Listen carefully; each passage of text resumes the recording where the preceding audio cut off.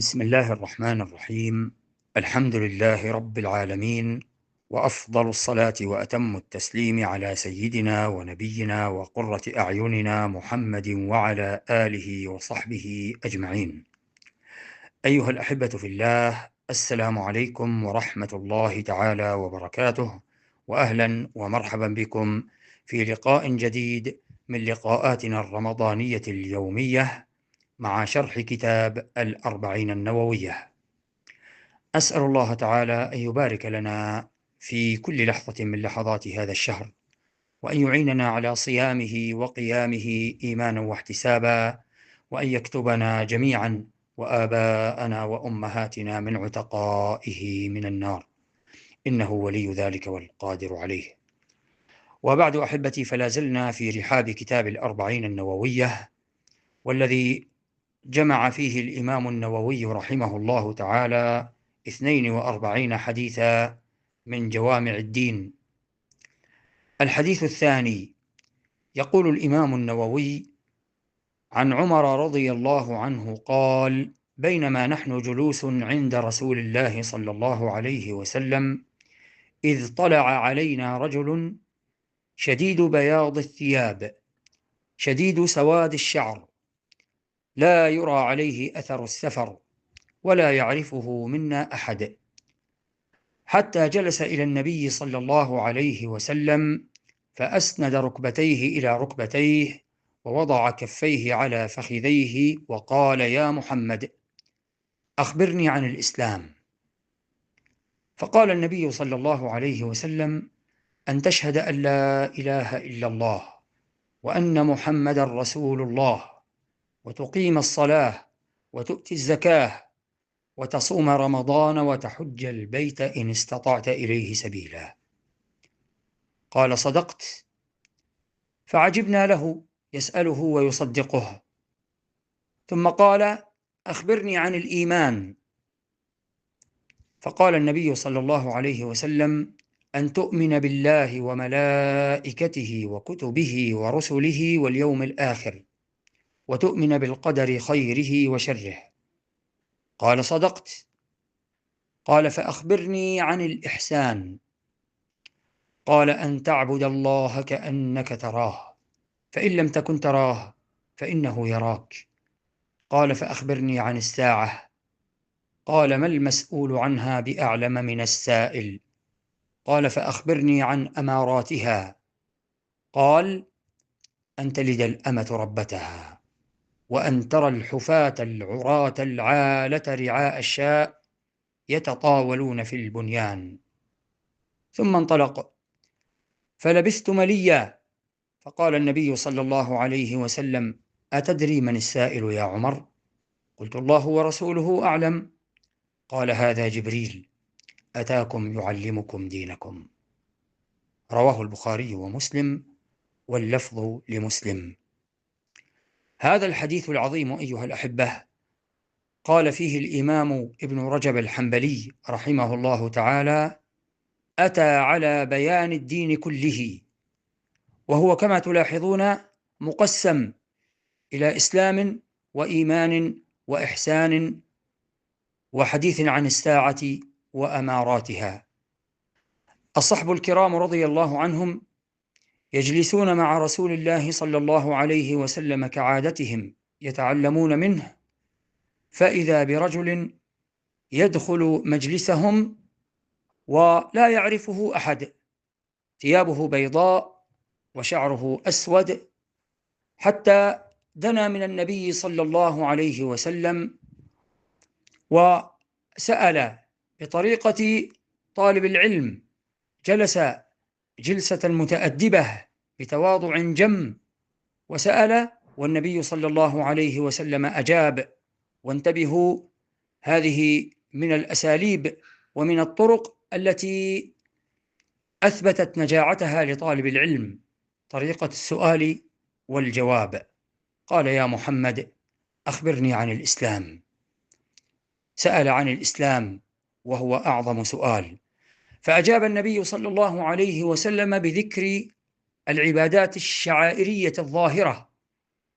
قال: أن تشهد أن لا إله إلا الله وأن محمد رسول الله، وتقيم الصلاة وتؤتي الزكاة وتصوم رمضان وتحج البيت إن استطعت إليه سبيلا. هذه أركان الدين، لكن من حكمته عليه الصلاة والسلام أنه أجاب الجواب الذي يعرفه الناس، هذه الأركان وليست الإسلام كله. فالإسلام عقيدة وعبادة ومعاملات وأخلاق ومنهيات ينبغي أن ينتهي المسلم عنها طاعة لله واستسلاما لأمره وخضوعا. لكنه عليه الصلاة والسلام بين الأركان التي لا يقوم هذا الدين إلا بها. فقال الرجل: صدقت. هنا تعجب الصحب الكرام، يسأله ويصدقه وكأنه عنده علم سابق بما سيقوله النبي صلى الله عليه وسلم. ثم سأل السؤال الثاني فقال: أخبرني عن الإيمان. وهنا نتوقف لنبين الفرق بين الإسلام والإيمان. فالإسلام والإيمان أيها الأحبة إذا اجتمعا افترقا، وإذا افترقا اجتمعا. كيف ذلك؟ عندما يجتمع الإسلام والإيمان في نص من نصوص الوحيين، فالإسلام هو العبادات الظاهرة، الشيء الظاهر، السلوك الظاهر في حياة المسلم. لكن الإيمان هو الشيء الباطن، الإيمان هو المعتقد الجازم. وإذا افترقا فالإسلام يدل على الإيمان والإيمان يدل على الإسلام. أما حقيقة الإيمان في اللغة فهو التصديق. قال إخوة يوسف لأبيهم: وما أنت بمؤمن لنا ولو كنا صادقين، أي ما أنت بمصدق لنا ولو كنا صادقين. أجاب النبي صلى الله عليه وسلم على السؤال فقال: أن تؤمن بالله. الإيمان بالله أن تؤمن بوجود الله تبارك وتعالى وبوحدانيته وأنه واحد لا شريك له، وبربوبيته بتفرده بالخلق والرزق والتدبير والتصريف والإحياء والإماتة. كذلك أن تؤمن بألوهيته وأنه وحده المستحق للعبادة، وما عبد من دونه إنما عبد بالباطل. كذلك أن تؤمن بأسمائه الحسنى التي وردت في كتاب الله وفي سنة رسوله، وصفاته التي وصف بها نفسه ووصفه بها نبيه صلى الله عليه وسلم.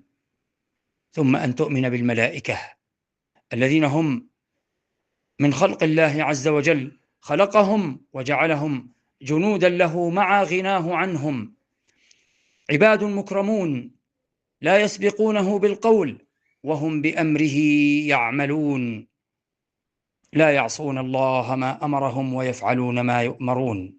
لهم أعمال ووظائف بينت أو بين بعضها في نصوص الوحيين. كذلك أن تؤمن بالكتب السماوية التي أنزلها الله تبارك وتعالى على أنبيائه ورسله كالقرآن والتوراة والإنجيل والزبور.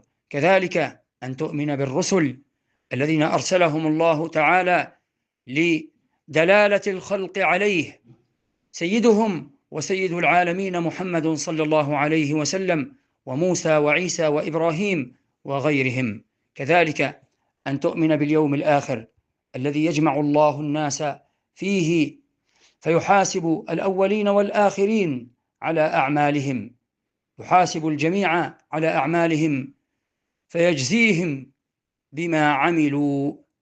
يدخل أهل الجنة الجنة برحمة الله، ويدخل أهل النار النار بعدل الله تبارك وتعالى.